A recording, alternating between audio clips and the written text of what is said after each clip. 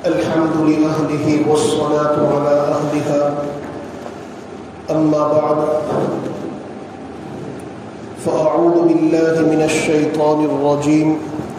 بسم الله الرحمن الرحيم. ما كان محمد أبا أحد من رجالكم ولكن رسول الله وخاتم النبيين. صدق الله العظيم. اللهم صل على سيدنا ومولانا محمد وبارك وسلم. اس سے پہلے ایک مجلس کے اندر جناب نبی کریم سرور دو عالم صلی اللہ تعالی علیہ وسلم نے متعدد جو نکاح فرمائے اس کی وجوہات ذکر کی تھی، اور یہ بھی بتلایا تھا کہ آپ صلی اللہ تعالی علیہ وسلم نے جو نکاح فرمائے وہ چند وجوہات کی بنیاد پر، کچھ عورتوں سے آپ نے نکاح جو ہے خانگی مسئلے کی بنیاد پر فرمائے، جیسے حضرت سودا رضی اللہ تعالیٰ عنہ.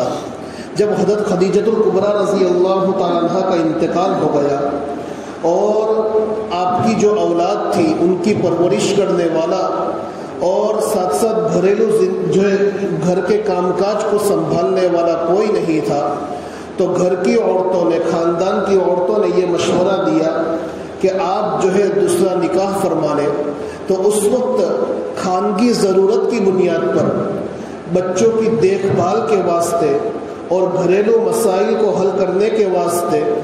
اللہ کے نبی صلی اللہ تعالی علیہ وسلم نے خاندان کی عورتوں کے کہنے کی بنیاد پر حضرت سودا بنت زمعہ رضی اللہ تعالیٰ عنہ جو بیوہ عورت تھی، بڑی عمر کی تھی، ان سے نکاح فرمایا. پھر اس کے بعد آپ صلی اللہ تعالی علیہ وسلم نے ملی اور دینی ضرورت کی بنیاد پر نکاح فرمایا حضرت عائشہ صدیقہ رضی اللہ تعالی عنہ سے اور حضرت زینب بنت جہش رضی اللہ تعالی عنہ سے. یہ ملی ضرورت کی بنیاد پر نکاح فرمایا، دینی ضرورت کہ ان کے ذریعے سے ایک مسئلے کا حل ہوا اور لوگوں کے دل و دماغ میں جو غلط بات تھی اس کا ارتفاع، وہ بات جو ہے ختم ہو گئی. اسی طریقے سے آپ نے اور چند عورتوں سے جو نکاح فرمایا ایک سیاسی مصلحت کی بنیاد پر، جیسے حضرت ام حبیبہ رضی اللہ تعالیٰ عنہ اور حضرت ام سلمہ اور حضرت صفیہ بنت حی ابن اخطب رضی اللہ تعالیٰ عنہ، ان سے جو نکاح فرمایا وہ سیاسی مصلحت کی بنیاد پر نکاح فرمایا. حضرت ام حبیبہ رضی اللہ تعالیٰ عنہ سے نکاح فرمایا تو وہاں تو اللہ کے نبی صلی اللہ تعالیٰ علیہ وسلم کا جو مقصد تھا کہ جو سیاسی مقصد کی بنیاد پر کہ وہ ام حبیبہ رضی اللہ تعالیٰ عنہ حضرت ابو سفیان کی بیٹی تھی، تو اور ابو سفیان جو جب تک اسلام نہیں لائے تھے تو بدر کے بعد جتنی بھی لڑائیاں ہوئی، جتنی بھی جنگیں مسلمانوں کے ساتھ ہوئی، ان تمام جنگوں کے اندر ابو سفیان جو ہے قائد تھے اور لشکر کے سپہ سالار تھے، چیف کمانڈر تھے، اور سارے لوگوں کو لے کر آتے اور حملہ کرتے. لیکن جیسے ہی اللہ کے نبی صلی اللہ تعالی علیہ وسلم نے ام حبیبہ کے شوہر کے انتقال کے بعد اس وقت جب وہ حبشہ میں تھی آپ کو پتہ چلا تو آپ نے اپنے نکاح کا پیغام بھیجا اور ان کے ساتھ نکاح ہو گیا. اور اس بات کی اطلاع ابو سفیان کو ملی تو ابو سفیان کے حوصلے پست ہو گئے. آپ دیکھیے کفار کے سردار تھے، آپ علیہ الصلوۃ والسلام کا مقصد حاصل ہوا کہ جب ان کے ساتھ نکاح ہوا تو اس کفار کے سردار کے حوصلے پست ہو گئے اور اس کے بعد مکے والوں کے ساتھ لڑائیاں ختم ہو گئی. اسی طریقے سے ام سلمہ حضرت صفیہ رضی اللہ تعالیٰ عنہ، ان کے ساتھ بھی اسی سیاسی مقصد کی بنیاد پر آپ علیہ الصلوۃ والسلام نے نکاح فرمایا کہ یہ حضرت صفیہ رضی اللہ تعالیٰ عنہ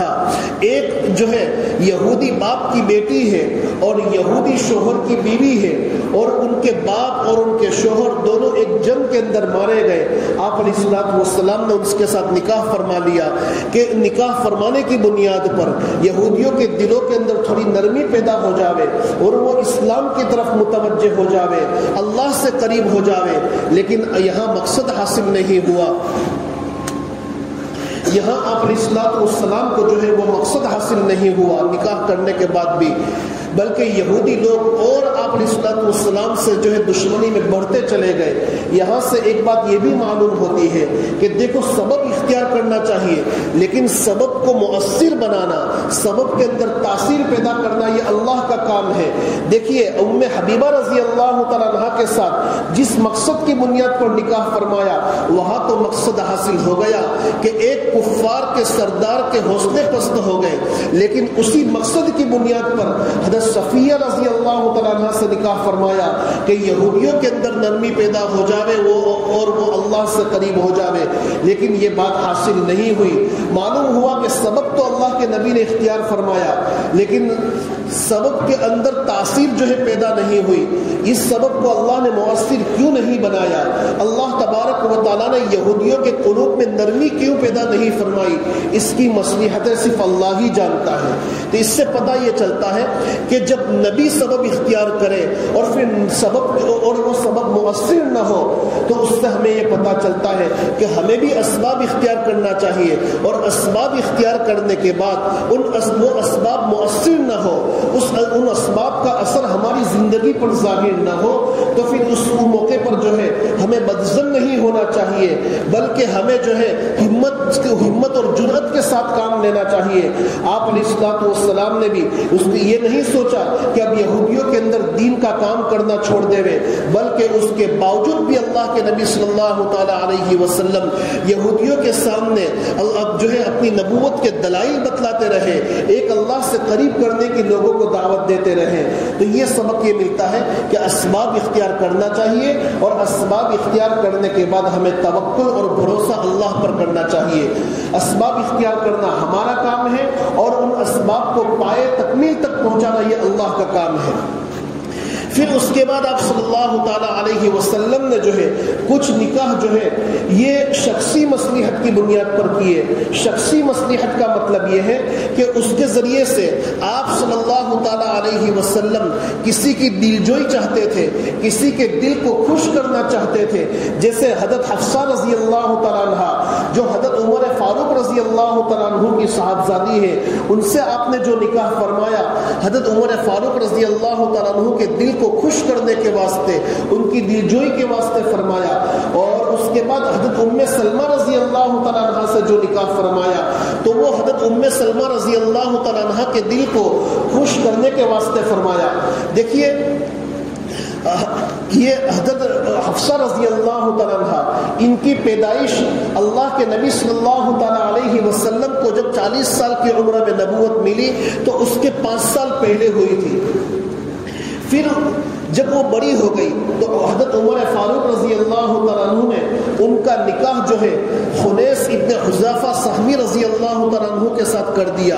بدر کے بعد میدان احد میں وہ مدینہ المنورہ کے اندر شہید ہو گئے تو حضرت عمر فاروق رضی اللہ تعالیٰ عنہ کو یہ غم لاحق ہوا کہ ان کی عدت بھی ختم ہو چکی ہے، اب میں اپنی بیٹی کا نکاح کس کے ساتھ کروں؟ حضرت عثمان غنی رضی اللہ تعالیٰ عنہ کی اہلیہ کا اس وقت انتقال ہوا تھا، وہ اکیلے تھے، ان کے پاس تشریف لے گئے اور یہ کہا کہ اگر آپ چاہو تو اپنی بیٹی کا نکاح آپ کے ساتھ کرا دو۔ حضرت عثمان رضی اللہ تعالیٰ عنہ نے فرمایا کہ اس وقت نہیں، میں بعد میں سوچ کر جواب دوں گا۔ بعد میں چند دنوں کے بعد حضرت عثمان رضی اللہ تعالیٰ عنہ نے فرمایا کہ اس وقت مجھے نکاح کرنے کا کوئی ارادہ نہیں۔ پھر اس کے بعد حضرت عمر رضی اللہ تعالیٰ عنہ حضرت ابوبکر صدیق رضی اللہ تعالیٰ عنہ کے پاس تشریف لے گئے اور ان سے کہا کہ اگر آپ چاہو تو میں اپنی بیٹی حفصہ کا نکاح آپ کے ساتھ کر دوں۔ حضرت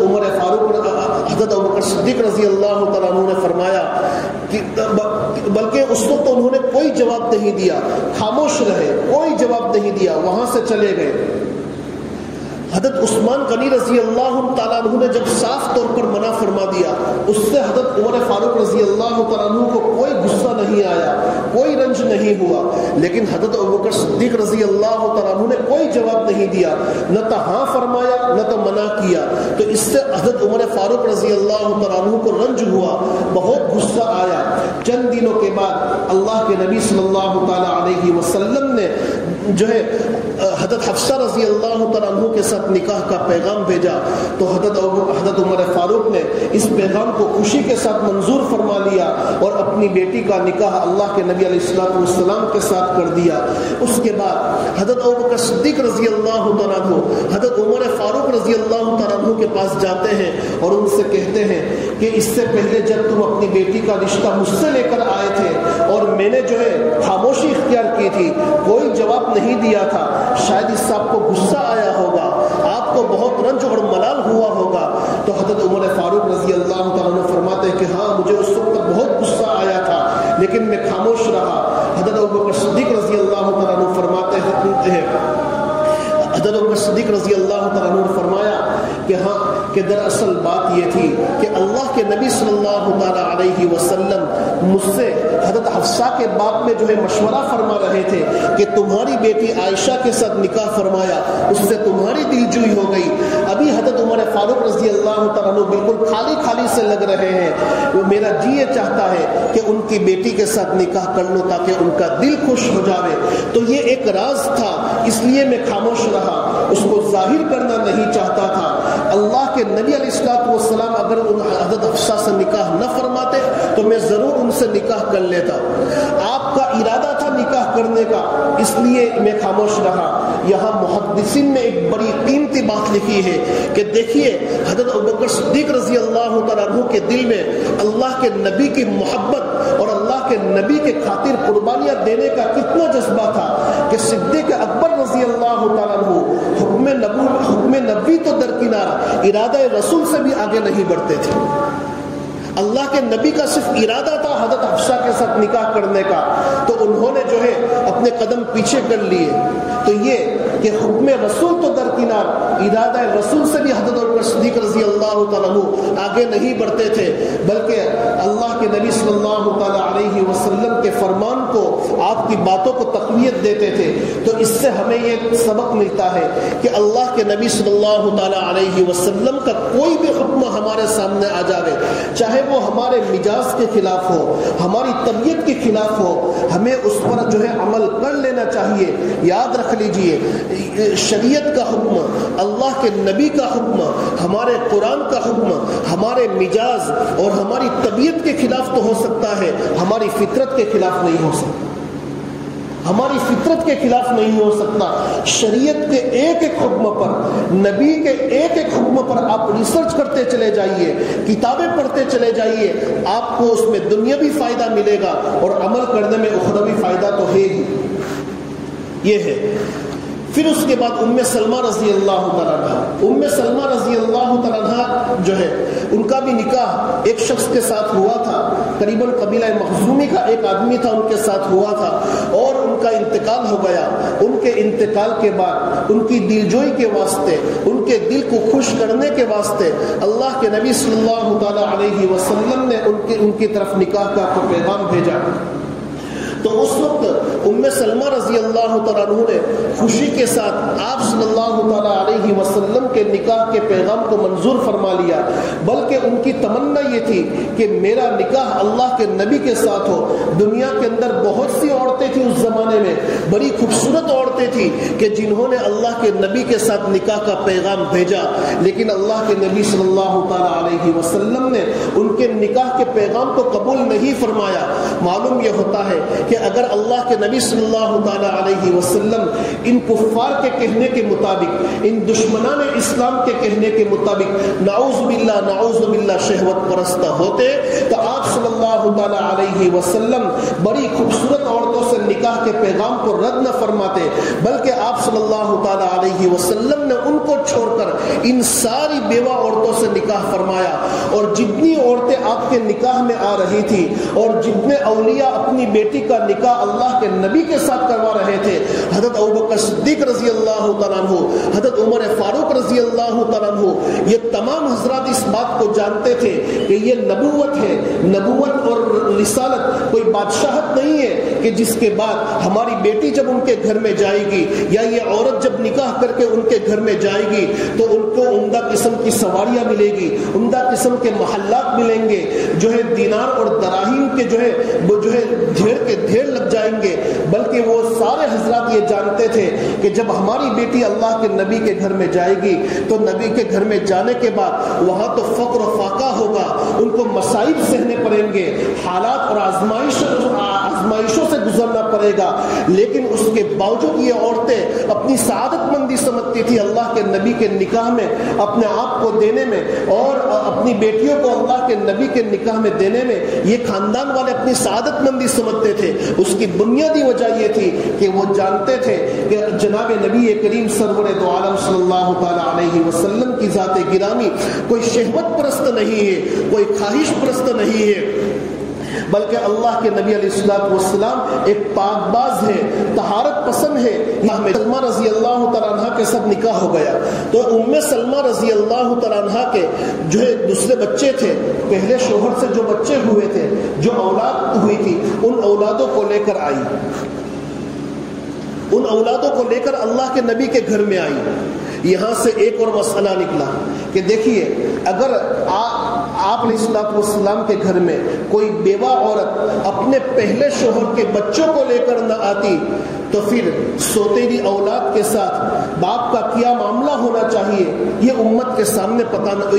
سامنے نہ آتا، یہ کھانا خالی رہ جاتا کہ سوتیلی اولاد کے ساتھ ایک باپ کا معاملہ کیا ہونا چاہیے، کتنے پیار اور شفقت کے ساتھ ان کی پرورش کرنی چاہیے، کس طریقے سے ان کو پالنا چاہیے، یہ مسئلہ امت کے سامنے نہ آتا۔ اسی لیے حضرت ام سلمہ رضی اللہ تعالیٰ عنہ اپنے پہلے شوہر کے بچوں کو لے کر اللہ کے نبی کے گھر میں آئی اور اللہ کے نبی علیہ الصلوۃ والسلام نے ان کی پرورش فرمائی، ان کو بڑے پیار اور محبت سے ان کو پالا، بلکہ ان کے بیٹے جو ہے عمرو ابن ابی سلمہ ایک مرتبہ جب اللہ کے نبی علیہ الصلوۃ والسلام کے ساتھ کھانا کھا رہے تھے تو کبھی اس طرف سے کھا رہے کبھی اس طرف سے کھا رہے، تو اللہ کے نبی علیہ الصلوۃ والسلام نے ان کی تربیت فرمائی اور فرمایا کہ اللہ کا نام لے کر کھاؤ، داہنے ہاتھ سے کھانا کھاؤ اور اپنے سامنے سے کھانا کھاؤ۔ تو سوتیلی اولاد کے ساتھ شفقت کا معاملہ کرنا، ان کی اچھی پرورش کرنا، یہ تعلیم ہم کو ملی ہے جناب نبی کریم سرور دو عالم صلی اللہ تعالی علیہ وسلم سے۔ پھر اس کے بعد حضرت جویریہ رضی اللہ تعالیٰ عنہ، اس کے ساتھ بھی اللہ کے نبی صلی اللہ تعالی علیہ وسلم نے ان کی دلجوئی کے لیے نکاح فرمایا کہ ایک جنگ کے اندر بہت سی عورتیں قیدی بن کر آئی، بلکہ بہت سے مرد اور عورتیں قیدی بن کر آئے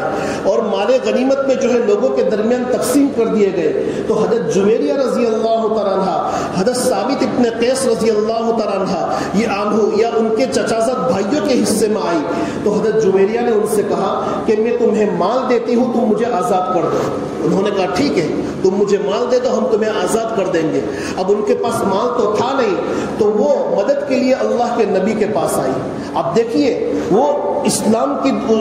کے دشمنوں کے ساتھ آئی تھی، اللہ کے نبی کے مقابلے میں آئی تھی، لیکن اس کے دل میں بھی اللہ کے نبی کی عظمت اور اللہ کے نبی کے متعلق ان کو کتنا یقین تھا کہ جب اس شخصیت کے پاس ہم جائیں گے تو وہ اتنے سخی ہے کہ خالی ہاتھ میں واپس نہیں چھوڑیں گے۔ وہ اللہ کے نبی کے پاس آئی اور آ کر یہ کہا کہ آپ مجھے مال دے دیجئے تاکہ میں جو ہے ان کو دوں اور وہ مجھے آزاد کر دے۔ اللہ کے نبی نے فرمایا کہ اس سے بہتر بات میں آپ کو بتلاتا ہوں کہ میں آپ کی طرف سے مال بھی ادا کر دیتا ہوں، آپ انہیں مال دے دیجئے، جب وہ آپ کو آزاد کر دے تو میں آپ کے ساتھ نکاح کر لوں گا۔ تو خوشی کے ساتھ ان کو منظور فرما لیا، چنانچہ اللہ کے نبی نے جو ہے مال دیا، آزاد کرا کر ان سے نکاح کر لیا۔ جب ان سے نکاح کر لیا تو اس وقت بہت سے صحابہ کی ملکیت میں جو ہے ان کے خاندان کی عورتیں تھیں، ان کے خاندان کے مرد غلام بن کر رہ رہے تھے۔ جب صحابہ کو پتا چلا کہ اللہ کے نبی نے حضرت جویریہ کے ساتھ نکاح فرما لیا ہے تو ان سارے لوگوں کو آزاد کر دیا اللہ کے نبی کے احترام میں، اللہ کے نبی کی عظمت میں، اس لیے کہ صحابہ یہ صحابہ یہ جانتے تھے کہ نبی کے سسرال والوں کو اپنے گھر میں قیدی بنا کر رکھنا، غلام اور باندی بنا کر رکھنا، یہ اللہ کے نبی کے احترام کے خلاف ہے، اس لیے ان سب کو آزاد کر دیا۔ اسی لیے حضرت عائشہ صدیقہ رضی اللہ تعالیٰ عنہ فرماتی ہے کہ حضرت جویریہ رضی اللہ تعالیٰ عنہ کے اللہ اللہ کے نبی کی زوجیت میں آنے کی بنیاد پر، اللہ کے نبی کے نکاح میں آنے کی بنیاد پر بنو مستلق کے 100 گھر آزاد ہوئے، اور میں نے دنیا کے اندر کوئی ایسی عورت نہیں دیکھی جو حضرت جویریہ رضی اللہ تعالیٰ عنہا سے بڑھ کر اپنی قوم کے لیے برکت والی ثابت ہوئی، کہ جن کی بنیاد پر بہت ساری عورتیں جو ہے آزاد ہو گئی۔ اللہ تبارک و تعالیٰ ان باتوں کو سمجھنے کی توفیق عطا فرماوے۔ وآخر دعوانا ان الحمد للہ رب العالمین۔